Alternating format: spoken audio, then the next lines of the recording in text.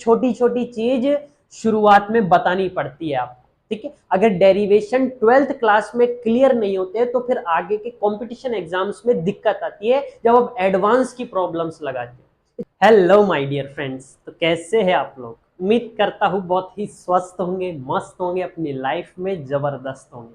तो चलिए शुरू करते हैं बच्चों आज का topic, lecture number 23 I think अपना 23rd लेक्चर स्टार्ट होएगा, ठीक है, एज आई थिंक, ठीक। देख लेंगे कुछ ऊपर नीचे हुआ तो, लेकिन थंबनेल पर आपको एक्यूरेट करेक्ट लेक्चर नंबर ही मिलेगा, ठीक।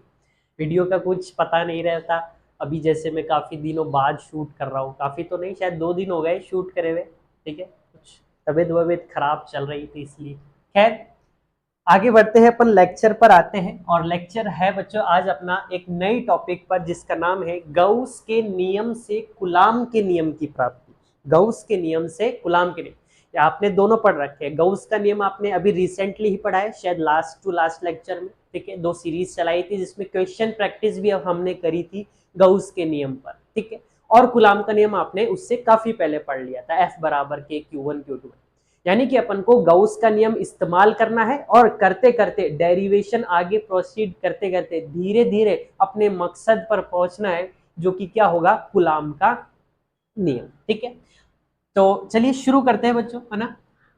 माना प्लस क्यू कूलाम आवेश बिंदु O पर रखा है। माना एक अपने पास एक छोटा आवेश है, एक बिंदु आवेश है प्लस क्यू, ठीक है। एक छोटा सा आवेश है, बिंदु आवेश मतलब पॉइंट चार्ज है अपने, और वो बिंदु O पर रखा है। बिंदु O को केंद्र मानकर R त्रिज्या का एक गॉसियन पृष्ठ बना लिया।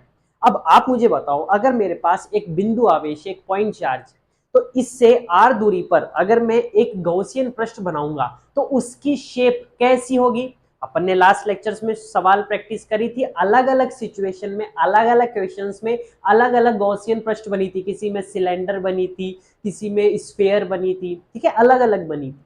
तो अब बताओ मुझे, एक पॉइंट चार्ज के लिए, एक बिंदु आवेश के लिए कैसी गॉसियन सरफेस हो सकती है?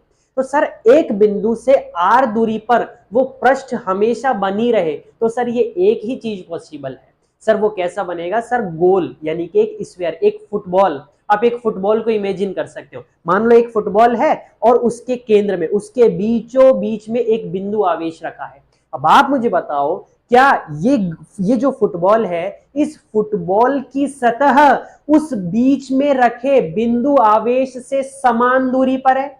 उस बिंदु आवेश से आप किधर भी चले जाओ, आर दूरी पर आप किधर भी चले जाओ, आपको फुटबॉल की सतह आ जाएगी। क्योंकि गौसियन पृष्ठ की कंडीशन थी 3D होनी चाहिए, क्लोज्ड होनी चाहिए, और इस प्रकार की बनाएंगे ताकि सममिति बनी रहे, सिमेट्री बनी रहे। तो बिंदु आवेश के लिए एक सिमेट्रिकल सरफेस, उससे नियत दूरी पर हमेशा पाई जाने वाली सरफेस जो है, तो एक गोलीय खोल ही होती है, गोलीय सतह, ठीक है, गोलानुमा, एक फुटबॉल नुमा स्फेरिकल सरफेस। तो सही आ जाए बच्चों, बनाते हैं अपन। तो माना कि एक बिंदु आवेश है और वो कहां पर रखा है? बिंदु O पर रखा है। ये मान लेते हैं बिंदु O है और यहां पर क्या रखा है? अपना एक प्लस क्यू आवेश रखा है। तो इसको केंद्र मानकर R त्रिज्या पर एक गॉसियन पृष्ठ बनाएंगे। तो इससे कितनी दूरी पर? R दूरी पर। इस दूरी को क्या मान ली? R। अब ये एक त्रिज्या कंसिडर कर ली और इससे क्या बना लेंगे? गॉसियन पृष्ठ बना लेंगे, S।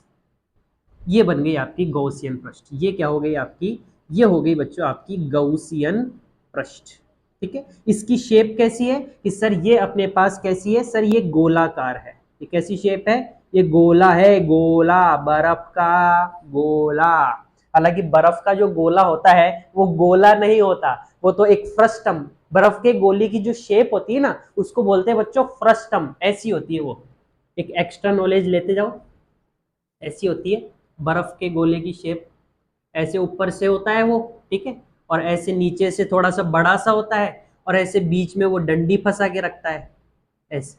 फिर इसको आप जो है लिक लिक करके, मतलब चाट, उसका जो है चाटते हो, और जो है उसका मीठा रस जो है टेस्ट करते रहते हो। ऐसे अलग अलग कलर डाल के रखता है, इतनी सी दूरी पर अलग कलर होता है, इतनी सी दूरी पर अलग, इतनी सी दूरी पर, ठीक है। बर्फ का जो वो गोला नहीं होता एक्चुअली में, वो उसकी जो शेप होती है, इस शेप को बोलते हैं बच्चों फ्रस्टम। क्या बोलते हैं? Frustum, FRUSTUM। खैर अपन कहाँ पे आ गए, कहाँ से, गोले से फर्स्ट टर्म पर आ गए।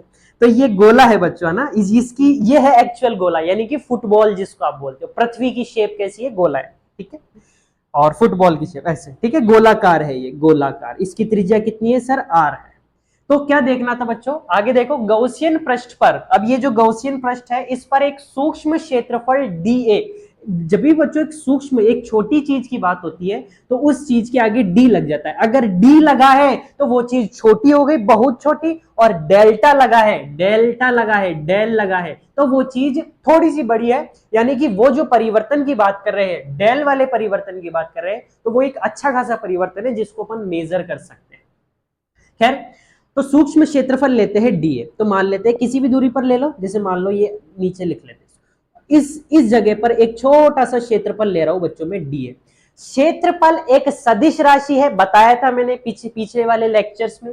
और उस क्षेत्रफल जो एक सदिश राशि है, उसका क्षेत्रफल सदिश किस दिशा में होता है सर, पृष्ठ के लंबवत।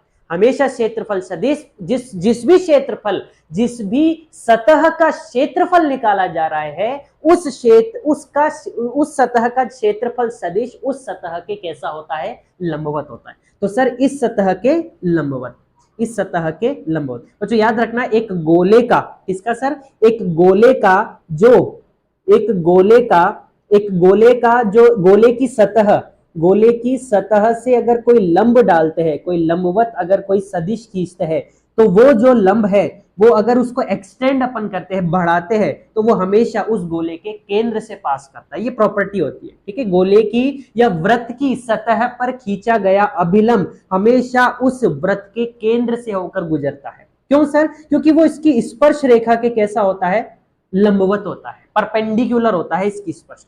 तो ये क्या मान लिया बच्चों, ये मान लिया अपन ने डी ए, एक छोटा सा क्षेत्रफल, एक छोटा सा क्षेत्रफल, ठीक है, जिस पर वैद्युत गौसियन पृष्ठ पर एक सूक्ष्म क्षेत्रफल डी है। ये जो क्षेत्रफल लिया है, ये जो छोटा सा क्षेत्रफल लिया है, इसको क्या मान लिया, डी ए, और इसका क्षेत्रफल सदिश इस सतह के लंबवत, जिस पर वैद्युत क्षेत्र ई तथा क्षेत्रफल सदिश डी ए दोनों एक ही दिशा में बाहर की ओर होते हैं। सर क्या ऐसा भी हो रहा है, हाँ देखो, ये क्या बैठा है सर, ये बैठा है प्लस क्यू आवेश, इस बिंदु पर, बिंदु ओ पर क्या बैठा है, प्लस क्यू आवेश बैठा है। अब ये जो प्लस क्यू आवेश है, ये प्लस क्यू धन आवेश है। धन आवेश अपने में से वैद्युत क्षेत्र निकालेगा कि अपनी ओर आकर्षित करेगा, तो सर आपने बताया था धन आवेश जो है वैद्युत क्षेत्र छोड़ता है, अपने में से छोड़ता है। तो ये जो वैद्युत क्षेत्र छोटा सा बैठा है, ये चारों दिशाओं में, आगे पीछे दाएं बाएं सभी जगह अपना, अपने में से क्या छोड़ेगा, वैद्युत क्षेत्र छोड़ेगा। तो इस पर बैठा प्लस क्यू वैद्युत क्षेत्र छोड़ रहा है, तो वैद्युत क्षेत्र की दिशा इससे दूर जाती हुई, तो ये जा रहा सर वैद्युत क्षेत्र, इससे दूर जाता हुआ ये जा रहा सर दूर, ये गया दूर। अब जैसे ही हमने इसका वैद्युत क्षेत्र मेजर करा, वैद्युत क्षेत्र बनाया, तो हमने पाया कि ये वैद्युत क्षेत्र इस डीए की ही दिशा में निकला, क्योंकि इस सतह के इससे दूर जाता होगा। अब जैसे ही दूर जाएगा तो इस गौसियन पृष्ठ को क्रॉस करता हुआ जैसे ही गया, तो हमने देखा ये सतह के लंबवत जा रहा है। मैंने आपको बताया केंद्र से निकलती हुई लाइन अगर सतह को क्रॉस कर रही है तो वो हमेशा उसके कैसी होगी, लंबवत होगी, गोले में, ठीक है, गोले में या वृत्त में। तो ये दोनों जो सदिश है, ई वेक्टर और डी ए वेक्टर, देखो लिखा भी यहाँ पे डी ए और ई वेक्टर, यानी कि वैद्युत क्षेत्र और क्षेत्रफल सदिश दोनों एक ही दिशा में बाहर की ओर होते हैं। और दो सदिश अगर एक ही दिशा में, तो आपको पता है दोनों के बीच का कोण क्या होता है, शून्य होता है, 0 डिग्री होता है, ठीक है। दो पैरेलल वेक्टर्स का, दो समानांतर सदिश के बीच का कोण कितना होता है, 0 डिग्री। इन दोनों के बीच का कोण कितना है बच्चों, 0 डिग्री, ठीक है। तो ये चीज रामायण जो लिखी थी इसको मैंने चित्रित कर दिया, इसको मैंने ड्रॉ कर दिया, ये चीज आपको दे रखी। आइए अब डेरिवेशन पे बढ़ते हैं, गॉस का नियम इस्तेमाल करते हैं और धीरे धीरे जो है कहां पर पहुंचेंगे, कूलाम का नियम। गॉस का नियम इस्तेमाल करेंगे और कहां पर पहुंच जाएंगे, कूलाम, ठीक। अच्छा सर, अब इसकी वजह से वैद्युत क्षेत्र निकल रहा है, हाँ साहब बढ़िया बढ़िया, वैद्युत क्षेत्र निकल रहा है। वैद्युत क्षेत्र अगर किसी सतह को क्रॉस करके जा रहा है तो वह क्या पैदा करता है, फ्लक्स पैदा करता है, ये आपने बताया था सर। अगर वैद्युत क्षेत्र किसी सतह को चीरता हुआ, याद करो मैंने ये वर्ड बार बार बोला था, चीरता हुआ जाता है, तो वो क्या पैदा करता है, फ्लक्स पैदा करता है। तो ये जो छोटा सा क्षेत्रफल अपन ने लिया है, इस छोटे से क्षेत्रफल के कारण छोटा सा फ्लक्स पैदा होएगा। तो आइए देखते हैं, सूक्ष्म क्षेत्रफल के कारण, लिखते हैं बच्चों, सूक्ष्म क्षेत्रफल से सूक्ष्म क्षेत्रफल से वैद्युत फ्लक्स कितना निकला, सूक्ष्म क्षेत्रफल से वैद्युत फ्लक्स कितना निकला। सर अब मान लेते हैं कितना निकला, d5।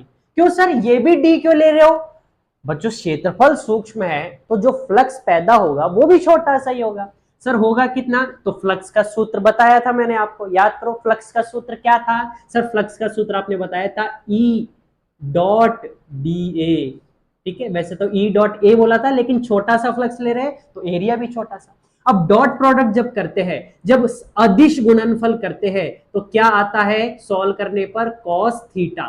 थीटा क्या होता है, इन दोनों के बीच का कोण, जो कि कितना है सर यहाँ पे 0 डिग्री। और कॉस 0 डिग्री का मान सबको पता है बच्चों, कई बार आपको मास्टरों ने रटाया होगा 11वीं कक्षा में, कितना होता है बच्चों, 1 होता है। तो यहाँ पर क्या लिखा है, 1। ऐसा महसूस करो यहाँ पे 1 लिखा है, और 1 को इससे गुणा करोगे तो यही आ जाएगा। तो छोटा सा फ्लक्स कितना आ गया बच्चों अपने पास, इतना, ये आ गया अपने पास छोटा सा फ्लक्स, ठीक है। पर ये तो केवल छोटा सा फ्लक्स है, केवल इस छोटे से क्षेत्रफल की वजह से जो फ्लक्स पैदा हुआ है। पर ये जो सतह है, ये केवल इतनी सी थोड़ा है जितनी डीए कंसीडर कर, ये तो बड़ी सारी है। तो सर ऐसे ही ये जो मैंने छोटा सा क्षेत्रफल यहां पर लिखा है, ये ऐसे ही छोटे छोटे क्षेत्रफल अगर अलग अलग जगह कंसीडर कर लूं, तो मैं यहां पर भी छोटा सा क्षेत्रफल, यहां पर भी छोटा, ऐसे अलग अलग जगह अगर खूब सारे छोटे छोटे क्षेत्रफल कंसीडर कर लूं और उनमें से भी वैद्युत क्षेत्र निकलेगा, तो उनकी वजह से भी वैद्युत फ्लक्स होएगा। तो यही चीज मेरे को करना है। अब आपको क्या करना है, सभी की वजह से करने के लिए, तो अपन क्या करते थे फिजिक्स में, जब छोटे छोटे करके सभी चीजों को जोड़ते हैं तो उसके लिए क्या चीज प्रकट होती है, समाकलन या अवकलन। सर समाकलन में सम किया जाता है, जोड़ा जाता है, और अवकलन में खंडित किया जाता है। तो जोड़ने के लिए क्या चीज इस्तेमाल होती है, समाकलन। तो क्या बोलोगे, संपूर्ण क्षेत्रफल, ये तो सूक्ष्म क्षेत्रफल था, अब संपूर्ण क्षेत्रफल की वजह से, संपूर्ण क्षेत्रफल से वैद्युत से, तो सर अगर संपूर्ण क्षेत्रफल ले रहे हो तो d5 का क्या कर देंगे, d5 का क्या कर देंगे, इंटीग्रेशन। कि सर ये छोटे छोटे फ्लक्स जितने भी होंगे ना, उन सबको जोड़ देंगे तो पूरे क्षेत्रफल, संपूर्ण क्षेत्रफल की वजह से वैद्युत से फ्लक्स जो होगा वो मिल जाएगा। सर इसको इंटीग्रेशन यानी इसका इंटीग्रेशन, यानी किसका इंटीग्रेशन, इसका ई, भाई ये किसके बराबर है, इसके बराबर, यानी कि ईडी। अच्छा सर मान लिया।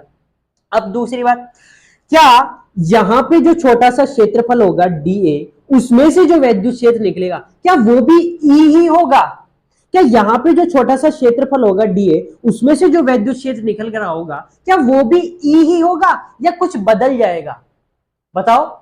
सर यहां पर से जो निकलेगा, यहां पर से किसी भी जगह से जो क्षेत्र वैद्युत क्षेत्र निकलेगा सर वो ई ही होगा। क्यों, क्योंकि वैद्युत क्षेत्र आवेश से दूरी के साथ परिवर्तन करता है। इस वैद्युत क्षेत्र के आर दूरी पर अगर खूब सारे बिंदु है, भाई ये जो क्षेत्रफल है ये भी तो इस आवेश से आर दूरी पर ही है। सर नहीं ये तो सर छोटा सा, ये देखो, अरे ये वृत्त थोड़ना है, ये क्या है, ये गोला है, ये गोलाकार है, इसको गोले पर इमेजिन करो। गोले पर मौजूदा कोई सा भी बिंदु ले लू, हर बिंदु इसके केंद्र से आर दूरी पर ही होगा। पर सतह पर मौजूदा कोई सा भी बिंदु इसके केंद्र से आर दूरी पर ही होगा।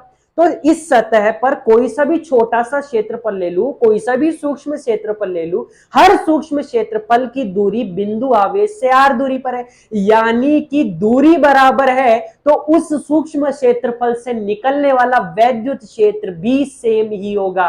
अगर इससे ई निकला है तो कोई सा भी क्षेत्रफल ले लो आर दूरी पर, उससे ई ही निकलेगा। इसका मतलब अपन कह सकते हैं कि प्रत्येक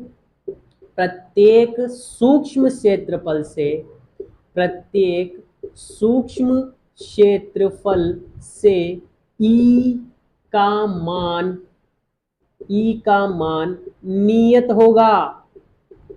नियत होगा, समान होगा। हर छोटे छोटे क्षेत्रफल से ई समान ही आएगा, यानी कि जब समाकलन करेंगे तो हर छोटे छोटे एरिया के लिए ई नियत, और नियत चीज समाकलन के भी बाहर आ जाती है और अवकलन के भी बाहर आ जाती है। इसलिए बच्चों जब अपन समाकलन करेंगे तो इस ई को कहां पर पटक देंगे, बाहर पटक देंगे।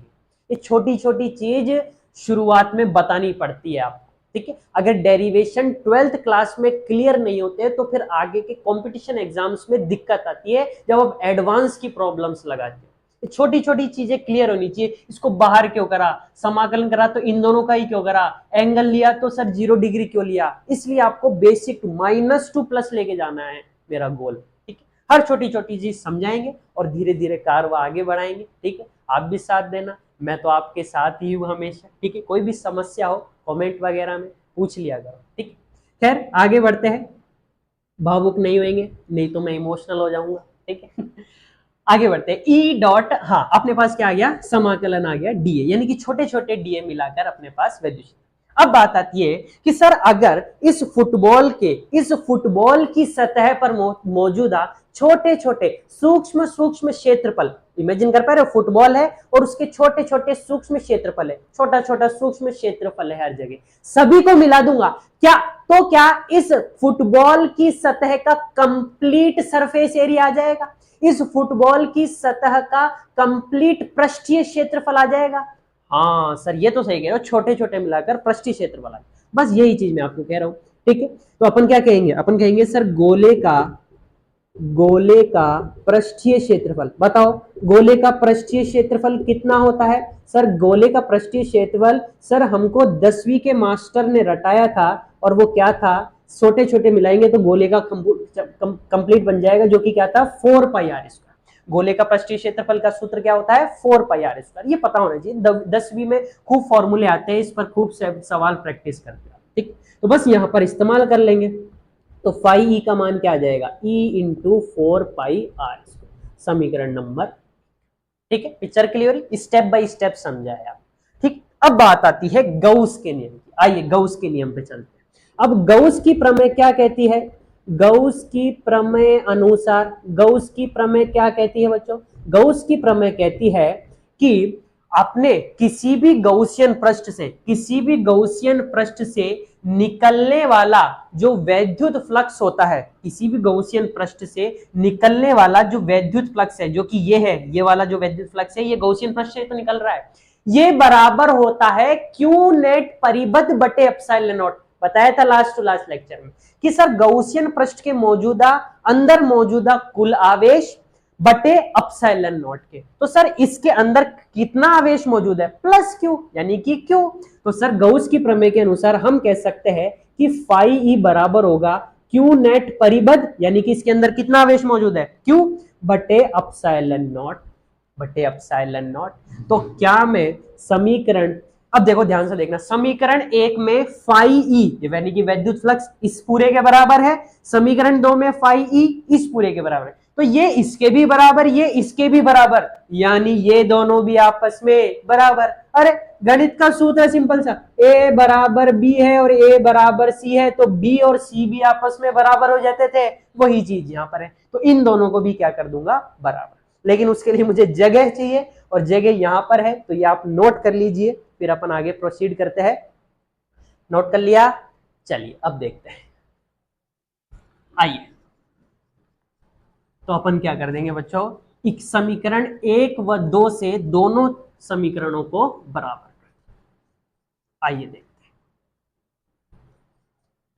ठीक, आसान, देखो है ना, क्या कर देंगे बच्चों, दोनों को बराबर, यानी कि E into 4 pi r square, पहले वो लिख लो बच्चों समीकरण 1 व 2 से, ठीक है। देखो 12th क्लास में जो डेरिवेशंस होते हैं उनको कायदा अनुसार चल, ये आपका कंपटीशन एग्जाम नहीं है जिसमें आपके ऑब्जेक्टिव सवाल आएंगे कि टिक द करेक्ट करो, उसमें केवल फॉर्मूले से मतलब होता है, लेकिन 12th क्लास में आप आंसर को किस तरीके से रिप्रेजेंट कर रहे हो ये मायने रखता है, इसलिए डेरिवेशन को ऐसे रिप्रेजेंट करो, ऐसे लिखो कि सामने वाला कुछ नहीं जानता हो, हर बारीक से बारीक चीज जो आपने इस्तेमाल की है अगर आप उसको लिखते हो, मेंशन कर देते हो, तो it gives a good impression, it gives a good result, इससे आपके सबकॉन्शियस माइंड में भी वो चीज ज्यादा देर तक सस्टेन करेगी, और चेक करने वाला जो प्राणी होगा, जो भी एग्जामिनर होगा, जो भी चेक करने वाला होगा, वो भी समझेगा कि हाँ इसने टापा नहीं है कहीं से, टीपन टीपाई वाला गेम नहीं खेला है, इस बच्चे को हर एक चीज पता है जो कि इसने मेंशन करी, ठीक है। तो ये दोनों के लिए बेनिफिट है, ठीक है। कई बच्चों को क्या है, मैं देखता हूँ कई बार क्लास में जोर आता है, हाँ मेरे को भी आता था, ऑब्वियस सी बात है, लाजमी से गणित के बच्चे जो मोस्टली, हालांकि बायोलॉजी वाले भी होते हैं, ठीक है, लेकिन जो मोस्टली जो मैथमेटिक्स सेक्शन के जो प्राणी होते हैं, बच्चे लोग होते हैं, वो उनको स्टेप्स स्किप करने में ज्यादा मजा आता है कि सर ये चीज तो माइंड में कर ली ना, ये क्यों मैं करूं। लेकिन आप अभी क्या है, बेसिक लेवल पर हो, एकेडमिक लेवल पर हो, तो कोशिश करा करो लिखो, ठीक है। बाद में कंपटीशन फाइट करोगे तो आप वैसे ही नहीं लिखोगे, ठीक। खैर आगे बढ़ते हैं। तो समीकरण 1 व 2 से, समीकरण 1 व 2 से क्या कह सकते हैं सर, ये दोनों भी आपस में बराबर, 4πr² बटे बराबर q बटे एप्सिलॉन। अब देखना ध्यान से, क्या करने जा रहा हूं सर मैं, ये पूरा डिपार्टमेंट नीचे भेज दूंगा। सर ये इससे गुणा है तो उधर जाके भाग, गुणा जो है उधर जाके क्या बन जाता है सर, भाग बन जाता है। तो ये इधर आकर के किस में चला गया, भाग में चला गया। ये लो सर, भाग में आ गया क्या सर, ऐसे कैसे लिख दिया अजीब सा, ये तो 4πr² था, कुछ ही नहीं, देखो ये 4πr² है, बस मैंने इसको रीअरेंज करके लिख दिया। सर कैसे, देखो 4π भी नीचे आ गया तो क्या बन गया 4πε0, और r² भी नीचे आ गया q के, ठीक है। तो ये लिखा यही है। तो सर ऐसे लिखा क्यों, क्योंकि मेरे को यहाँ पर एक चीज दिख रही है जिसको क्या बोलते हैं, जिसको बोलते हैं के। याद करो शुरू के लेक्चर्स में बताया था, ये जो चीज होती है 1/4πε0, ये 9 गुणा 10 की घात 9, इसका जो मान होता है कितना होता है, 9 गुणा 10 की घात 9, जिसको अपन सामने के तौर पर किससे प्रदर्शित करते थे, के से। याद करो कुलाम के नियम में, कुलाम का नियम का सूत्र क्या था, F बराबर के Q1 Q2 बटे r², उसमें के क्या था, यही तो था सर, यही तो था। याद आ गया सर, याद आ गया, सही है, ठीक है। ये भी रब कर देता हूं। अब देखो है ना, बस आने वाला है बच्चों ना, अपने पास क्या आ गया, वैद्युत क्षेत्र आ गया सर, वैद्युत क्षेत्र। अब क्या हमें ये पता है, वैद्युत क्षेत्र, एक टॉपिक कराया था बच्चों मैंने आपको, वैद्युत क्षेत्र की तीव्रता, याद करो, वैद्युत क्षेत्र की तीव्रता। तो वैद्युत क्षेत्र की तीव्रता में जो फॉर्मूला था ई का, क्या था, ई बराबर था सर F बटे Q0 के। हाँ सर याद आ गया, आपने एक लेक्चर में कराया तो था ऐसा कुछ। वैद्युत क्षेत्र की तीव्रता क्या होती है, यानी कि बेसिकली वैद्युत क्षेत्र का जो फॉर्मूला होता है वो क्या होता है कि सर उस आवेश पर लगने वाला बल बटे वो आवेश का मान। तो सर यहां पर अगर वैद्युत क्षेत्र का मान रख देंगे यहां पर, अगर अच्छा यहां से मैं ऐसे लिख सकता हूं क्या, F बराबर Q0 को उधर भेज दूं तो ये क्या बन जाएगा, Q0 E। अब यहाँ पे E का मान रख दो, तो जैसे ही E का मान रखोगे आप, आपके पास क्या आ जाएगा सर, E का मान है क्या, E का मान है KQ बटे r², ठीक है। अब इस Q0 को इसके पास भेज दो तो F बराबर क्या आ जाएगा, Q0 बटे r²।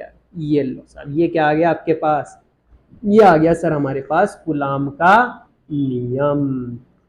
इति सिद्धम, अतः हमने सिद्ध कर दिया क्या चीज सर, कि गौस के नियम से कुलाम के नियम की प्राप्ति हो सकती है। ये देख लो क्या इस्तेमाल करा था सर, आपने गौस का नियम इस्तेमाल करा था, और क्या निकाल डाला सर, आपने कुलाम का नियम निकाल डाला, ठीक है बच्चे। ये था अपना एक डेरिवेशन, ठीक है, अक्सर पूछ लिया जाता है, ठीक है, नहीं भी पूछा तो आपको याद होना चाहिए, पता होना चाहिए कि ऐसी चीज संभव है, ऐसी चीज पॉसिबल है, दिस कैन बी पॉसिबल, ठीक है, ठीक है। मिलते हैं नेक्स्ट लेक्चर में, तब तक के लिए स्वस्थ रहिए, मस्त रहिए और अपनी पढ़ाई में व्यस्त रहिए।